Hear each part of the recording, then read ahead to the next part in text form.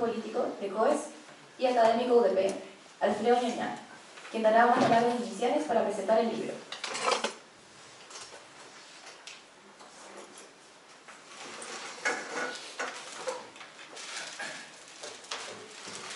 Hola, buenas tardes. Muchas gracias por la asistencia y el interés que suscita, o que espero que provoque este libro. Muchas gracias a Carlos Peña, rector de la Universidad de Portales, a mi colega y amigos Mauro Basauri y José Joaquín Brunner por la presentación que ellos van a hacer. El libro aún no ha llegado a mis manos, aunque sí el PDF original. Y no les voy a pedir que lo vayan a comprar porque el precio es de infarto, pero gracias a la gestión de Cristóbal Marín, vicerrector de la Universidad de Portales, el libro sí llegará a la biblioteca Nicanor Parra. Bueno, este es el segundo lanzamiento del libro. El primero lo hicieron dos mujeres y un colega ante un público disciplinario. Eso fue en el Congreso de la Asociación China de Ciencia Política. Pero este es el espacio más de interdisciplina en el cual el libro es lanzado. Y me interesa este espacio porque precisamente es un libro que pretende navegar entre disciplinas. Este es un libro que posee un estatus vital e intelectual extraño, y me interesa apuntalarlo porque es una manera también de entender la manera de cómo lo escribí. Este es un libro evidentemente que siempre quise escribir porque es un libro que condensa buena parte de mis intereses y trabajos previos, pero también mi admiración y fascinación, a quien prácticamente le debo buena parte de mi manera de pensar, que es Bourdieu y su sociología crítica. Y de alguna manera es un libro que me permite rendirle homenaje a este autor del cual aprendo cada vez que lo leo, y sigue sacando libros anualmente, dado que sus alumnos están recogiendo sus cursos en el Colegio de Francia todos los años. Pero en segundo lugar, este es un libro que expresa una verdadera crisis intelectual que me embarga desde hace ya varios años, dado que tengo un creciente problema con la ciencia política de corriente principal. Y la pregunta es ¿por qué? Porque lo que hago en este libro es recoger una pista de investigación que a comienzos de los 80 Bourdieu instaló a propósito de cómo pensar la política, y lo que él sugirió era una pregunta, y que consistía en preguntarse cómo pensar la política sin pensar políticamente. Y esa es la pista que me propuse recoger y en la cual incursionar de modo sistemático. Y lo extraño de Bourdieu es que además de haber generado una teoría general de los campos y de haber hecho estudios monográficos de varios de ellos, el más brillante probablemente es la sociología del campo literario, en las reglas del arte, Bourdieu extrañamente nunca incursionó de modo sistemático en el campo político, no obstante haber publicado en 1981 un artículo programático absolutamente brillante sobre el punto, que era la representación política, cuya traducción existe al español.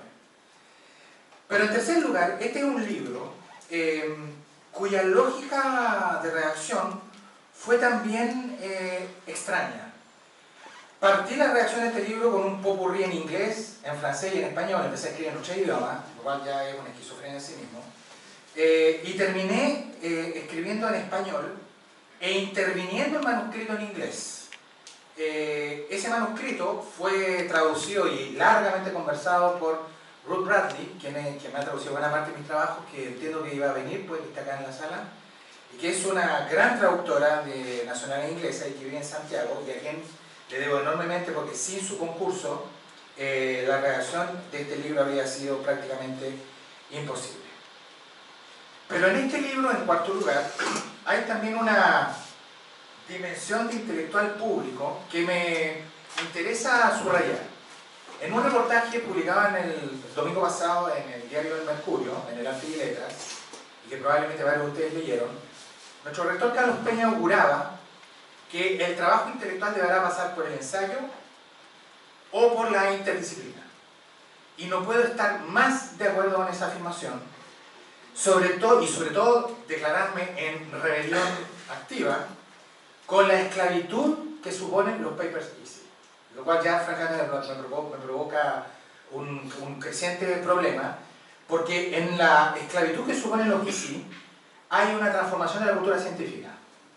y que a término podría terminar suponiendo la muerte del libro, lo cual ya es chocante decir. Lamentablemente mi libro no fue escrito como ensayo, creo que no podía haberlo sido, entre otras cosas porque tengo en la cabeza el público de la sociología crítica, aun cuando sí ensayo formas ensayísticas de pedagogía de argumentos que son complejos, y eso lo hice a través de la estrategia de las viñetas, vale decir, con ejemplificaciones de casos reales, en donde trato de ilustrar un argumento difícil a través de ejemplos de diversas partes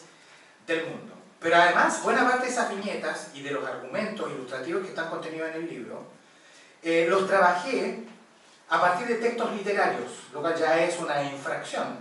a la lógica de la escritura científica. Trabajé con textos de Paul Auster, con Javier Cercas, incluso con Baudelaire, lo cual ya es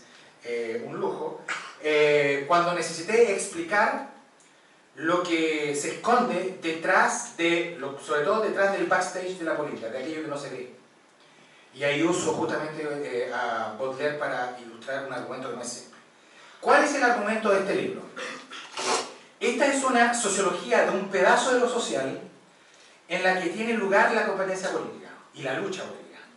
A eso se le llama campo político, que es uno de los tantos campos que están presentes en la topografía de la sociedad. Pero esta también es una sociología que es sensible a los estados por los que atraviesa el campo. Estados de política normal, que es una expresión que viene de Ackerman, coyunturas reformistas, coyunturas eventualmente críticas y hasta eventualmente coyunturas revolucionarias, que es lo que permite entender distintos modos de actuación de los agentes del campo y concretamente qué es lo que permite hacer ver cómo los agentes se mueven desde la operación prereflexiva del hábitus, fundamentalmente en coyunturas de rutina o de política normal, hacia formas mucho más reflexivas de actuación, que es un poco la manera que me permite, que es el modo que me permite apartarme de Bourdieu y derechamente de debatir con él un aspecto de la conducta que nunca él tuvo mucho interés en abordarla. Todo lo anterior plantea la pregunta, por lo tanto, por la génesis del campo, pero también por su devenir. En tiempos de irrupción de cosas nuevas en política, pero también de amenazas, hacer la sociología crítica del campo político se está volviendo un ejercicio cada vez más difícil. El campo sigue caracterizándose por su dinámica inercial, orientada fundamentalmente a la reproducción estructural de este espacio, lo que no impide, y esta es la paradoja, que no tengan lugar en su interior transformaciones y que aparezcan objetos y agentes nuevos. Desde los chalecos amarillos, que están desde hace 10 días hasta esta parte en Francia muy en boga, hasta fenómenos populistas que no son ni izquierda ni derecha, como el Movimiento 5 Estrellas en Italia, que está gobernando en alianza con la extrema derecha, y en donde la base social de ese movimiento es de izquierda, es decir, un fenómeno extrañísimo. Lo singular es que estas novedades son rápidamente normalizadas por un campo cuya lógica de funcionamiento es entre colonizadora y panóptica. Bien, sin más tardar, le voy a entregar la palabra al rector de la Universidad de Bogotá, Carlos Peña, agradeciéndole desde ya a los tres el haberse tomado el tiempo de leer y de discutir este libro. Muchas gracias.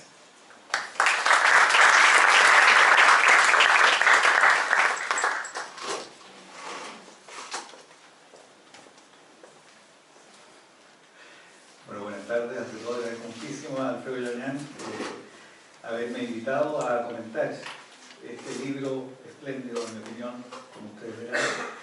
cuyo título, me parece a mí, refleja cabalmente el contenido conceptual y teórico en sus páginas y en la totalidad de sus capítulos se despliega. La pregunta por la índole de la política como quehacer, por el ámbito de lo político y por los rasgos que configuran a ese personaje que llamamos político o política, es una de las preguntas que, según se puede constatar en la literatura, más antiguas que han sido formuladas. Desde mucho antes, desde luego, que apareciera la sociología, y para qué decir cuánto antes de que apareciera la sociología crítica. En Platón, por ejemplo, como ustedes seguramente recuerdan, en la República, Platón dice que el político es un experto en la crianza de seres humanos, una frase supongo que no molestaría a los teóricos de la vida política contemporánea. Aristóteles dedica nada más, nada menos que dos de sus principales obras, la Ética Nicomaquia y la Política, a dilucidar el mismo problema del que se ocupa Alfredo Doñán. Santo Tomás, en el Gobierno de los Príncipes, sostiene que la política es el discernimiento racional del bien común, en una línea totalmente opuesta, desde luego, a la de Bourdieu. Cicerón, en sus discursos, acuña la famosa figura que todavía se repite incesantemente del político como el piloto que conduce la nave del Estado, aunque Cicerón, Estado, tenía un sentido distinto, algunos llaman hoy día modernamente el concepto. ¿Para qué decir Maquiavelo, el padre de Rivadeneira, bueno, Federico, en ese famoso debate acerca de cuáles son las virtudes y los defectos del político, y así hasta alcanzar a la teoría más continental con la que se emparenta, creo yo, el trabajo de Doñán o de Bourdieu, y a través de Bourdieu de Doñán, el pensamiento, digo, más continental de Leo Strauss, de Fehling, bueno, de Hannah Arendt, de Schmitt, para qué decir, ¿no? Quienes han indagado respecto de qué consiste o cómo se configura el quehacer político, el ámbito donde la política se despliega y cuáles sean las características que configuran finalmente al político. En esa línea de reflexión, o sea, muy conspicua, con una gran notable prosapia, creo yo, se sitúa este espléndido trabajo del profesor Doñán, que, como él mismo acaba recién de explicar, es un esfuerzo por construir una teoría general de la política, sirviéndose de los conceptos de Bourdieu, de campo, de hábito y de capital. En otras palabras, como el subtítulo de este libro lo indica, una sociología crítica de la política. Este es el esfuerzo que lleva adelante el profesor Doñán. Logrando, creo yo, para decir muy gruesamente en qué consiste esta obra, logrando, digo, proveernos de un cierto esquema teórico que permite, al revés de lo que ocurre con el operacionalismo, alguna vez bastante de moda en la academia norteamericana, y al revés también de lo que ocurre en cierta parte del pensamiento continental, ayudándonos, digo, a alejarnos tanto del operacionalismo hipnotizado por los datos, como de la teoría más sustancialista de la política, que arriesga siempre el peligro de la metafísica, y proveyendo, en cambio, creo yo, el libro de Alfredo Doñán, de un esquema para comprender la política, es decir, capturar el sentido o significado que la política posee al interior de lo social, capturando el significado que tienen las luchas políticas para los actores que se entreveran en ellas, ¿no? Ahora bien, a fin de formular alguna opinión, no solo alabanciosa del libro, voy a dividirlo que enseguida diré en tres partes, que son tres notas muy genéricas, desde luego, que me suscita su lectura. En la primera parte, que será muy breve, no se preocupen, voy a intentar describir el argumento de Alfredo Doñán y las particularidades que posee. En la segunda parte voy a intentar indagar en las fuentes que este tipo de enfoque posee en la historia de las ideas, y hacia el final voy a intentar mencionar lo que a mi juicio son algunas limitaciones de este tipo de enfoque, ¿no? Este es mi plan de trabajo. Si uno recuerda la manera en que el tema del ámbito de lo político y el quehacer de la política se plantea en la literatura, lo que predomina prácticamente hasta el inicio de la modernidad, pero incluso también entrando en ella, es una visión que podríamos llamar sustancialista de la política, que consiste básicamente en pensar la política como un ámbito ontológico de la realidad, que repartido entre las ciencias de la más diversa índole, es capturado por una particular disciplina que sería la ciencia política, cuyo nacimiento, como ustedes saben, es muy tardío. Esta visión de lo político, del ámbito de lo político, y en consecuencia de la teoría acerca de lo político, como una ocupación respecto de un ámbito quiescente, sustantivo, ontológicamente fijo de la realidad, está muy presente desde luego en el pensamiento medieval, como ustedes saben, ¿no? Pero avanza prácticamente, como digo, hasta el umbral de la modernidad, hasta ser sustituido por visiones que ven a la política como un juego de agencia y de estructura, como ocurre, por ejemplo, con las teorías del public choice, que algunos de ustedes supongo todavía endosan, ¿no?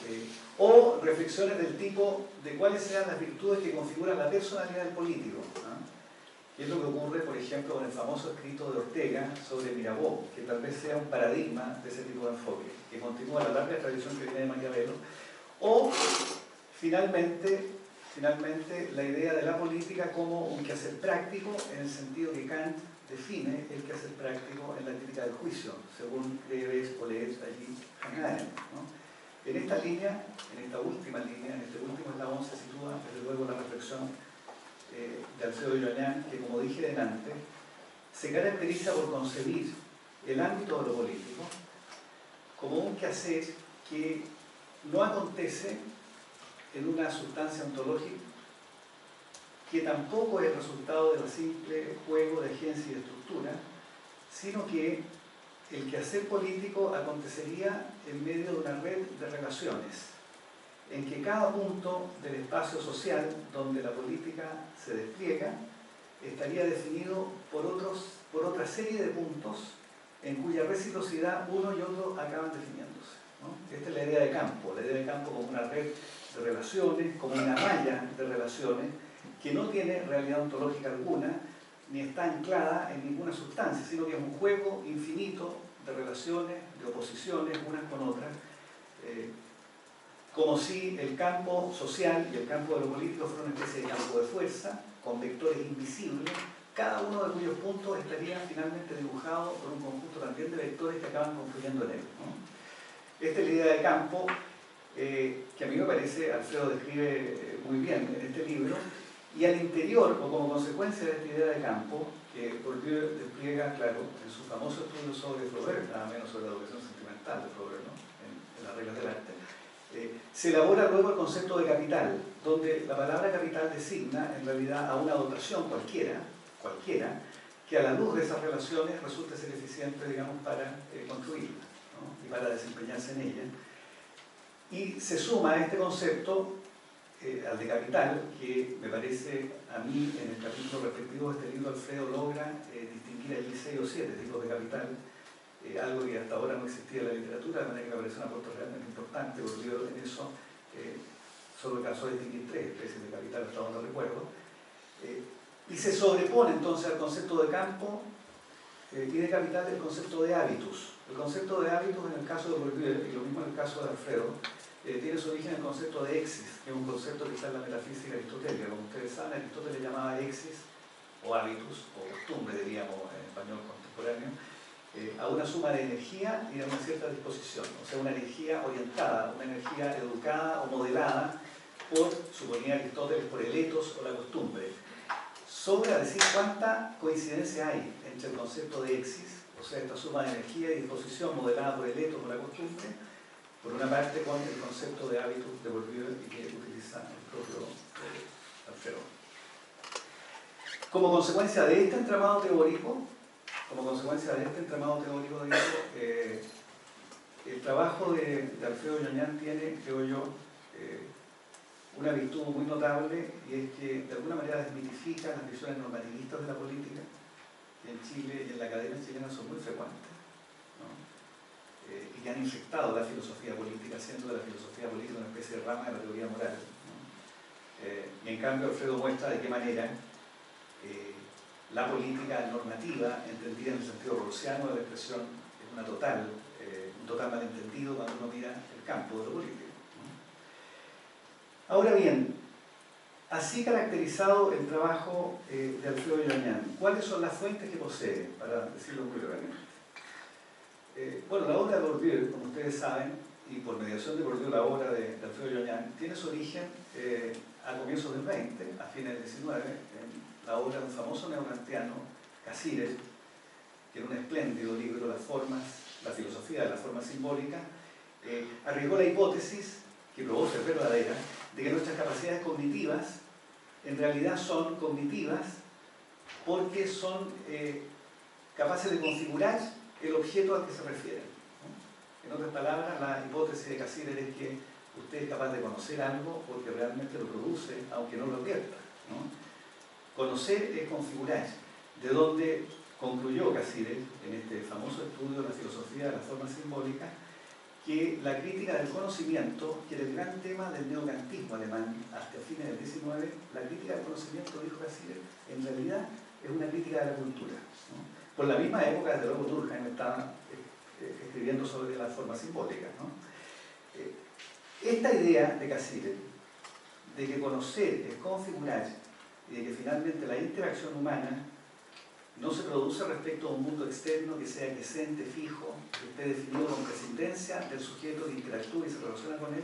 ha sido muy importante en las ciencias sociales, y no cabe duda que Bourdieu, quien conoció muy bien la obra de Cassirer, por supuesto, se sirvió de ella para elaborar su teoría del campo, ¿no? Si ustedes leen la filosofía de la forma simbólica, como seguramente algunos de ustedes la han consultado, verán que es muy notable, hasta tal extremo que buena parte, o 2 o 3 trabajos de Bourdieu parecen casi una paráfrasis, digamos, de la filosofía, ¿no?, de la forma simbólica de Cassirer. Esta idea de Cassirer es la que, aunque suene sorprendente, inspiró también a Wittgenstein, que es otro autor que tiene gran influencia en Bourdieu, ¿no? Las investigaciones filosóficas de Wittgenstein están prácticamente todas ellas infectadas, digamos, de la lectura también de la filosofía de la forma simbólica. Y para qué decir Heidegger, no es casualidad que Bourdieu haya escrito sobre Heidegger, ¿no? Heidegger, como ustedes saben, apostó a describir la condición humana como una estructura en la que se unía indisolublemente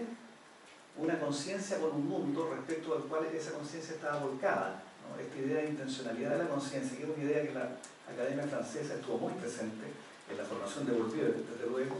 está también muy presente en Heidegger. Y si ustedes leen la ontología política de Heidegger, ese famoso estudio de Bourdieu, esto se pone también muy de manifiesto. Estas son las raíces del planteamiento de Bourdieu, por cuya mediación son también las raíces del enfoque que brillantemente despliega en este libro, sirviéndose de investigaciones por él mismo realizadas al Alfredo Yoñar. ¿Cuáles son, cabría preguntarse para terminar, y no extender en demasiado este comentario, las limitaciones que yo veo en este tipo de enfoque?